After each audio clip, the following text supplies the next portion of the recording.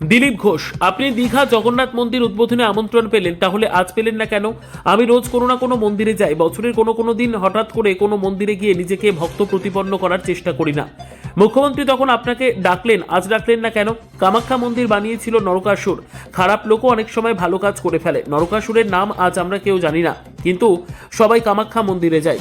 আমরা ভগবানের ভক্ত, আমরা মন্দিরে যাব, ভালো খারাপ সব লোক মন্দির বানায়। মানুষ ভগবানকে দর্শন করতে চায়, কে বানিয়েছে সেটা কেউ মনে রাখে না। একসময় মন্দির আর বিজেপি সমর্থক ছিল, কিন্তু মমতা বন্দ্যোপাধ্যায় প্রথমে জগন্নাথ মন্দির, তারপর দুর্গাঙ্গন এবং আজ মহাকাল মন্দিরের মধ্যে দিয়ে মাস্টার স্ট্রোক দিয়ে গেলেন। তো মন্দির ভারতের ধার্মিক প্রাণকেন্দ্র, যদি সৎ উদ্দেশ্যে মন্দির তৈরি না হয় তাহলে ভগবান নিজেই বাধা দেয়। দুর্গাঙ্গন যেখানে তৈরি হওয়ার কথা ছিল সেখানে করতে পারেনি, কোটি কোটি টাকা নষ্ট হয়েছে, শেষে অন্য জায়গায় করতে হয়েছে। আপনি যদি ভগবানের শ্রদ্ধা রেখে মন্দির তৈরি করেন তাহলে ভগবান সেখানে আসবেন। দুর্গাঙ্গনের ক্ষেত্রে সেটা উল্টো হয়েছে। বিজেপির মন্দির নীতি, বিজেপি নিজে কোথাও মন্দির করে না। অযোধ্যার রাম মন্দির সাধু সন্তরা করেছে, বিজেপি নীতিগতভাবে তার পাশে দাঁড়িয়েছে। ওটা সাধারণ মানুষের দান এবং চাঁদার টাকায় তৈরি হয়েছে। আজ পরিস্থিতির চাপে কিছু লোককে মন্দিরে যেতে হচ্ছে এবং মন্দির তৈরি করতে হচ্ছে। ঠেলার নাম বাবাজি, ঠেলায় পড়লে বিড়াল গাছে ওঠে। আপনি মহাকাল মন্দিরে যাবেন ভবিষ্যতে? আদৌ মন্দির হবে? কবে হবে? যদি হয় নিশ্চয়ই যাব। আমি সব মন্দিরে যাই, ভারতের সমস্ত বড় মন্দিরে গেছি। বিজেপির শক্ত ঘাঁটি উত্তরবঙ্গ, এবার তৃণমূলের ফোকাস। ওনারা কি ধরে নিয়েছেন দক্ষিণবঙ্গ সর্বত্র জিতে গেছেন? এটা ঠিক যে উত্তরবঙ্গে আমাদের সংগঠন পোক্ত, পাশাপাশি উত্তরের মানুষ শান্তিপ্রিয়, দক্ষিণে গায়ের জোরে ভয় দেখিয়ে ভোট হয়। এসআইআর শুনানি পর্যন্ত সঠিকভাবে করতে দেওয়া হয় না। আপনার কি মনে হয় এই সরকারের ক্ষমতায় থাকার কোনো নৈতিক অধিকার আছে? এই সরকার 15 বছর দেখলেন, এবার সীমা অতিক্রম করে গেছে, মানুষ জবাব দেবে। মহাকাল মন্দির কি উত্তরে তৃণমূল কংগ্রেসকে অ্যাডভান্টেজ দেবে? এতদিন তো মুসলিম করে দেখেছেন, এবার বুঝে গেছেন ওতে আর জেতা যাবে না, এবার হিন্দুদের জন্য মন্দির করছেন। আমার মনে হয় না হিন্দুরা মন্দির দেখেই খুশি হয়ে ভোট দিয়ে দেবে। মানুষ এখন অনেক বেশি ওয়াকিবহাল। আপনাদের মুখ জোর করে বন্ধ করতে পারে, পাবলিকের মুখ বন্ধ করবে কিভাবে? আউট করে দিচ্ছে, দেখো এদিন দাদাগিরি। হ্যাঁ,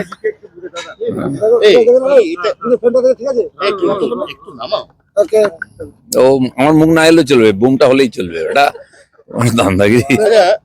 30শে এপ্রিল এই তারিখটা সবার মনে আছে, আপনার তো আরো ভালো করে মনে আছে। আপনি দীঘায় জগন্নাথ ধাম তার উদ্বোধনে গিয়েছিলেন, আপনাকে মুখ্যমন্ত্রী আমন্ত্রণ জানিয়েছিল। সেই মুখ্যমন্ত্রী তখন কি কোথাও অনুভব করেছিলেন যে দিলীপ ঘোষ হয়তো পরবর্তী সময়ে তৃণমূল জয়েন করতে পারে? কারণ আজকে তো মুখ্যমন্ত্রী আরো বড় একটি মন্দির উদ্বোধন করতে চলেছেন, শিলিগুড়ির মহাকাল। তো সেখানে তো আপনাকে ডাকলো না।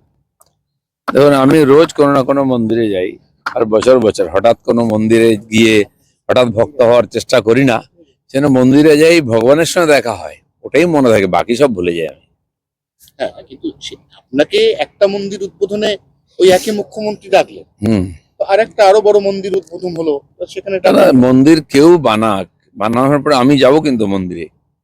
আজকে কামাখ্যা মন্দির কে বানিয়েছিল? সেই কে নরকাসুর বানিয়েছিল। তো অনেক খারাপ লোকও ভালো কাজ করে, তো আমরা নরকাসুরের নাম কেউ জানে না, কিন্তু কামাখ্যায় যায় মায়ের দর্শন করতে, লোকে আশীর্বাদ নিতে। মন্দির হবেই, আর আমরা যারা ভগবানের ভক্ত তারা মন্দিরে যাব। আপনি কি তেমন একদম সরাসরি নরকাসুরই বলছেন? জেনে রাখুন, বলছে বহু লোক মন্দির বানিয়েছে, ভালো লোক খারাপ লোক সেটা কেউ বিচার করে না। ভগবানের মন্দির হয়েছে, সেখানে সবাই দর্শন করতে যায়, আর সেই মন্দির দিনের দিনে ভক্তদের শ্রদ্ধা ভক্তিতেই প্রচারিত হয়, আর সেটাই মনে থাকে। যুগ যুগ ধরে সেটাই পুজো হয়ে আসে, চলছে।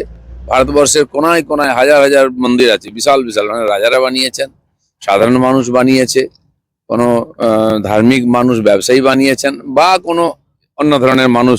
আমরা জানতাম ওই রাবণও মন্দির বানিয়েছিল, তো সেই পাতালে, সেখানে রামচন্দ্রকে নিয়ে গেছিল।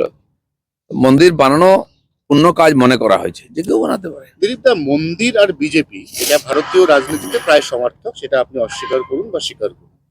বিষয়টা হচ্ছে, মমতা বন্দ্যোপাধ্যায় দীঘার জগন্নাথ ধামের পরে অত্যন্ত দুটো আরো বড় ধর্মস্থান, একটা হচ্ছে দুর্গাঙ্গন, আমরা যেখানে দাঁড়িয়ে আছি সেখান থেকে 300 দূরত্ব, আর একটা হচ্ছে উত্তরবঙ্গে মহাকাল মন্দির।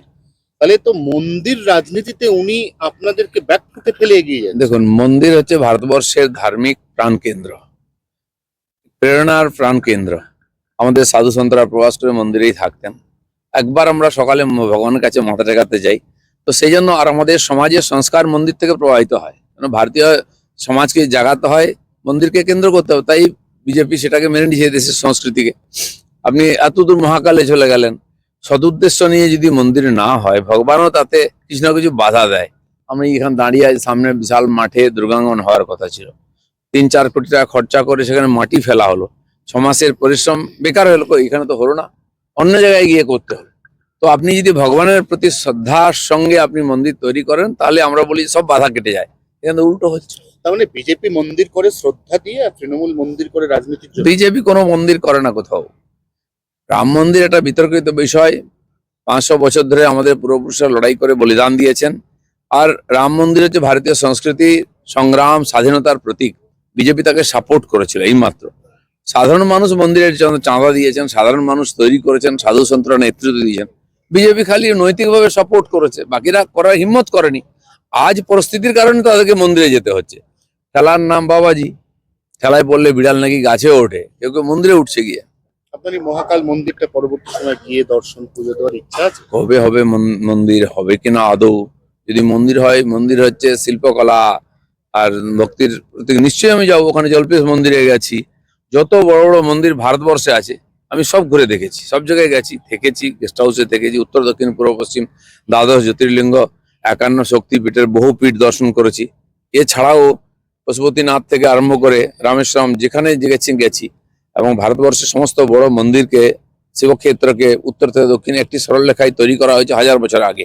তার পিছনে বিরাট একটা ভৌগোলিক আর সাংস্কৃতিক এবং অনেক ভৌগোলিক কারণও আছে। তৃণমূলের ফোকাস উত্তরবঙ্গে। উত্তরবঙ্গটা বিজেপির শক্ত ঘাঁটি। আপনারাও জানেন যে দক্ষিণবঙ্গের অনুপাতে উত্তরবঙ্গে বিজেপির সংগঠনের জোর অনেক বেশি। এক্ষেত্রে অভিষেক বন্দ্যোপাধ্যায় একদিন যাচ্ছেন, তার দুদিনের মধ্যে মুখ্যমন্ত্রী মমতা বন্দ্যোপাধ্যায় যাচ্ছেন, আবার ব্যাক টু ব্যাক অভিষেক যাচ্ছেন। ফোকাসটা উত্তরবঙ্গে শিফট করেছে তৃণমূল। কেন ওনারা কি ভাবছেন দক্ষিণবঙ্গে জিতে গেছেন? উত্তরবঙ্গে আমাদের সংগঠন আছে, আনুপাতিকভাবে উত্তরবঙ্গে সন্ত্রাস কম, কারণ ওখানকার মানুষ শান্তিপ্রিয়।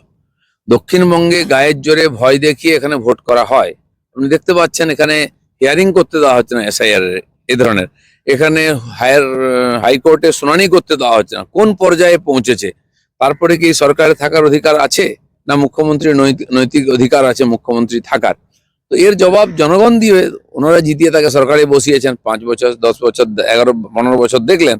আমার মনে হয় এবার সময় এসে গেছে, এই যে সীমা অতিক্রান্ত করেছে এই সরকারের মুখ্যমন্ত্রী, তার উপযুক্ত জবাব এবারের নির্বাচনে পশ্চিমবাংলার সাধারণ মানুষ দেবে। সে উত্তরবঙ্গ দক্ষিণবঙ্গ নয়, পুরো পশ্চিমবঙ্গকে মুক্ত করতে হবে। হ্যাঁ, কিন্তু এই মহাকাল মন্দিরটা তো তৃণমূলকে অ্যাডভান্টেজ দেবে। মানে হিন্দুরা, আপনারা বলেন যে মমতা বন্দ্যোপাধ্যায় হচ্ছে মুসলিমদের তোষণ করেন, সংখ্যালঘু তোষণ।